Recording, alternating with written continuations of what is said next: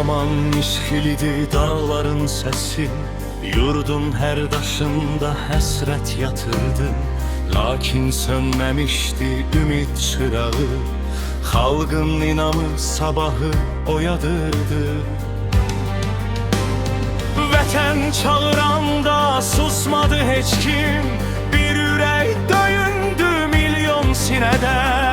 İgidlər yazdılar qan ilə zəfər, adları əbədi qaldı zirvədə. 44 gün əsillərə bərabər ömür, hər günü qəhrəmanlıq, hər anı qürur. Düşmənin zülmündən azad olan yurt yeniden büründü bahara, nura. Şehitler göylerin ulduzu oldu, yolumuza ebedi ışık saçtılar.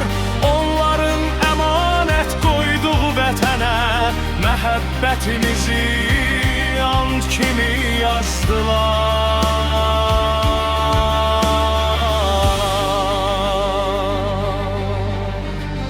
Gaziler iradə, mətinlik simvolu, sinələrində zəfərin mührü var. Onların hər bizi müqəddəsizdir, o izlərdən keçir gələcək bahar.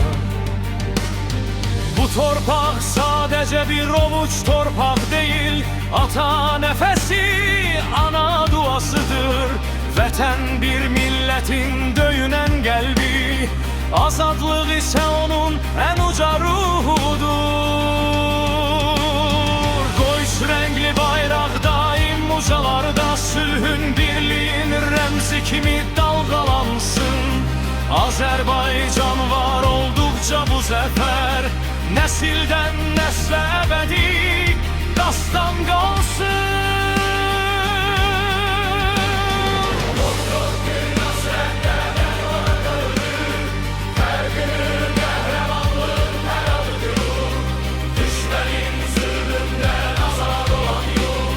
Yeniden büründü bahara, nura.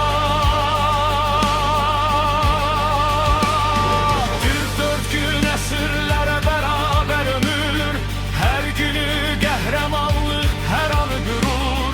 Düşmənin zülmündən azad olan yurt yeniden büründü bahara, nura.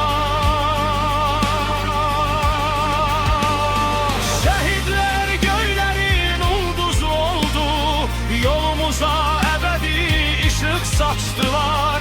Onların əmanət koyduğu vətənə məhəbbətimizi and kimi yazdılar.